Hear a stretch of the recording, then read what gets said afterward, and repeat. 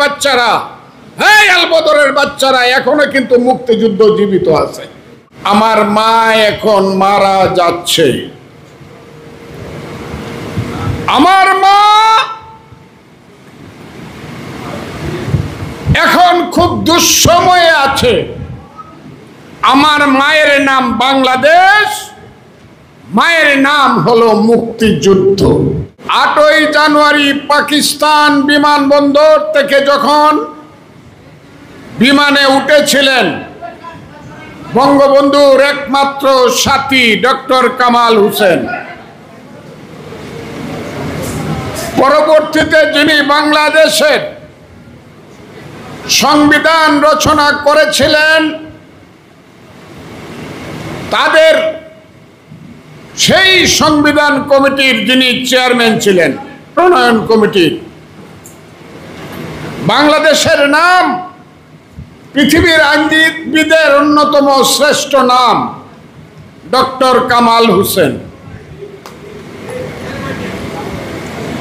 এখানে যারা বক্তব্য রাখলেন প্রত্যেককে আমি স্যালিউট দেই। সবাই মুক্তিযোদ্ধা, 1-2 জন বাদে আরো মুক্তিযোদ্ধা এখানে বসে আছেন। মুয়াজ্জেম হোসেন খান মজলিস সাহেব, আমি মাপ চাই, আমরা তাকে কথা বলতে দিতে পারি নাই, কিন্তু আমরা তাকে মুক্তিযোদ্ধা হিসাবে স্যালিউট দিলাম। এখানে মাসুম সাহেব, বীর মুক্তিযোদ্ধা সহ আপনারা যারা মুক্তিযোদ্ধা এসেছেন, আমার মনে হচ্ছে বাংলাদেশের ফুলের বাগানটা এসে আজকে এই হলে সমবেত হয়েছে। বন্ধুরা, হায় রে বাংলাদেশ, হায় রে বাঙালি জাতি, কোনদিন আমরা স্বাধীন ছিলাম না বন্ধুরা। কোনদিন বাঙালি জাতি মাথা উঁচু করে বলতে পারে না এই দেশ আমার দেশ। এই দেশ মুঘল পাঠানের ব্রিটিশের ছিল, এই দেশ পাকিস্তানিদের ছিল। সেই দেশে আজকের প্রজন্ম জানে না এই যে আমার সামনে যারা বসে আছে এরা হলো বাংলাদেশের শ্রেষ্ঠ সন্তান। এদের যুদ্ধের কারণেই বাংলাদেশ নামে একটা দেশ সৃষ্টি হয়েছিল। সেই যে বাংলাদেশ বাঙালি জাতির রাষ্ট্র, আজকে সেই রাষ্ট্রের মুখ কালো মেঘ ঢেকে দিয়েছে। বাংলাদেশের মুখ আজকে আর দেখা যায় না বন্ধুরা। এই যে মন্টু ভাইয়ের শোক সভাটা করছি, এদের পিছনেও কারণ আছে, কিন্তু এতগুলো বীর মুক্তিযোদ্ধা একসাথে হওয়ার মতো পরিবেশ কিন্তু বাংলাদেশে এখন আর নাই। মন্টু ভাইয়ের মৃত্যুকে কেন্দ্র করে আজকের প্রেস ক্লাবে মুক্তিযোদ্ধাদের একটা অংশ আপনারা এখানে এসেছেন। কেন এসেছেন?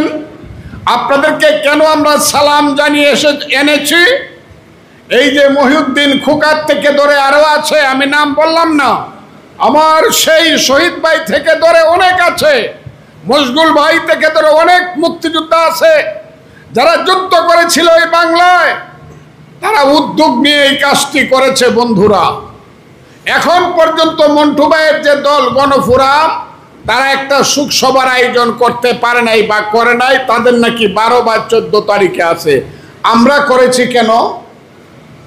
আমরা করেছি এই কারণে, আমার মা এখন মারা যাচ্ছে। আমার মা এখন খুব দুঃসময়ে আছে। আমার মায়ের নাম বাংলাদেশ, মায়ের নাম হলো মুক্তিযুদ্ধ। সেই মুক্তিযুদ্ধ বলা শুরু হলো এক সময় 5ই আগস্টের পর থেকে, 47 মুক্তিযুদ্ধ আর 24 হলো মুক্তিযুদ্ধ, আর 71-এ নাকি ভাইয়ে ভাইয়ে গন্ডগোল। এই গন্ডগোলটা নাকি পাশের একটা দেশ চক্রান্ত করে সৃষ্টি করছিল, ওইটা কোনো যুদ্ধ না। 3 দিন যখন বলছে, 4র্থ দিন এই বিবেকের তাড়নায় আমি একটা রাজনৈতিক দল করি, আপনারা বোধহয় অনেকেই জানেন। আমি মনে করেছি রাজনীতি করি আর না করি, জীবনে বাঁচি বা মরি, নিঃশ্বাস থাকুক আর চলে যাক, যদি এই সব দুর্বৃত্তদের কথার যদি প্রতিবাদ না করি, বিবেক আমাকে দংশন করবে, মৃত্যু হলেও কুকুরের মতো মারা যাব। কাজে আমি বাম হাত তুলে বলেছিলাম, এই রাজাকারের বাচ্চারা, এই আলবদরের বাচ্চারা, এখনো কিন্তু মুক্তিযুদ্ধ জীবিত আছে, আমরা কিন্তু এখনো জীবিত আছি। আর যাই করো, মুক্তিযুদ্ধকে আঘাত করার চেষ্টা করো না, তাহলে কিন্তু আরেকটা যুদ্ধ হবে। সেই যুদ্ধে যখন মুক্তিযুদ্ধকে ভুলিয়ে দিতে চাইল, বঙ্গবন্ধু শেখ মুজিবুর রহমানকে ভুলিয়ে দিতে চাইল, যখন ৭২-এর সংবিধানকে ছুঁড়ে ফেলার মতো উদ্যত্ত দেখালো, সংগ্রাম শুরু করলাম বক্তব্য দেওয়ার মাধ্যমে। সেই এক পর্যায়ে আমি আমার নেতা মন্টু ভাইকে পাইলাম আমি একটা ইউটিউবে। সেই ইউটিউবে অনলাইনে যদি আমার আর মন্টু ভাইয়ের সেই বক্তব্যগুলো দেখে থাকেন, আমি আপনাদেরকে স্মরণ করে দিই, হয়তোবা শুনেছেন। সেই মন্টু ভাই বসা আছে, অসুস্থ, কথা বলতে পারে না। এক পর্যায়ে সঞ্চালক জিজ্ঞাসা করলো, আরে মুস্তফা মহসিন মন্টু এবং ফজলুর রহমান, আপনারা তো দুইজনেই বঙ্গবন্ধুর কর্মী। আমি সঙ্গে সঙ্গে বললাম, কার কর্মী? বললো বঙ্গবন্ধুর কর্মী। আমি বললাম, শেখ মুজিবের কর্মী, তার চেয়ে খারাপ মানুষ তো এই দুনিয়াতে নাই। শেখ মুজিব বাঙালির সবচেয়ে খারাপ, কারণ শেখ মুজিবই এই দেশে 6 দফা দিয়ে শিখিয়েছিল তুমি কে আমি কে, বাঙালি বাঙালি। শেখ মুজিব শিখিয়েছিল তোমার আমার ঠিকানা পদ্মা, মেঘনা, যমুনা। শেখ মুজিবই 70-এ নির্বাচন করে মেজরিটি হয়ে বলেছিল, রক্ত সূর্য উঠেছে, বীর বাঙালি জেগেছে, বীর বাঙালি অস্ত্র ধরো, বাংলাদেশ স্বাধীন করো, টিক্কার মুখে হিয়ার মুখে লাথি মারো, বাংলাদেশ স্বাধীন করো। সবচেয়ে খারাপ মানুষ।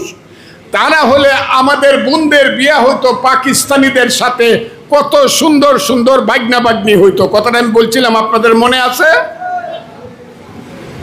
সেই রাজাকারের বাচ্চারা বাংলাদেশ স্বীকার করতে চায় না, স্বাধীনতা বিরোধীরা বাংলাদেশ স্বীকার করতে চায় না।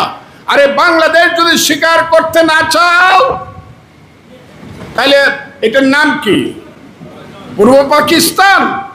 পূর্ব পাকিস্তান যদি হয়, এই দেশের সমস্ত কল কারখানা, মিল, 22 পরিবার আদমজি, ইস্পাহানি, দাউদ, বাউনি, সাইকেলের ছিল। আমরা তাদের কোম্পানিতে, তাদের ফ্যাক্টরিতে, তাদের পাঠে কলে আমরা লেবার হিসাবে চাকরি করতাম, বাঙালির সন্তানেরা। আমরা বাঙালির সন্তানেরা পাকিস্তান আমলে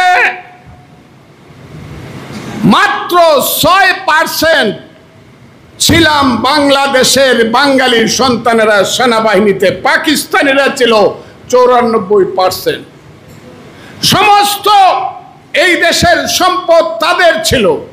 বাঙালির ছেলে ডেপুটি সেক্রেটারির উপরে হতে পারে নাই, বাঙালির ছেলে কোনোদিন জেনারেল হয় নাই।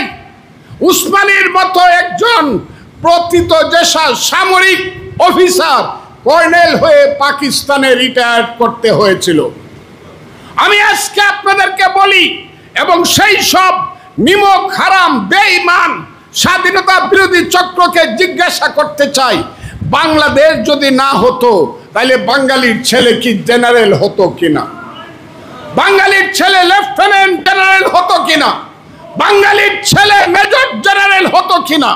বাঙালির ছেলে ব্রিগেডিয়ার হতো কিনা, বাঙালির ছেলে সচিব হতো কিনা, বাঙালির ছেলে অতিরিক্ত সচিব হতো কিনা, বাঙালির ছেলে চিফ জাস্টিস হতো কিনা, সুপ্রিম কোর্ট হতো কিনা।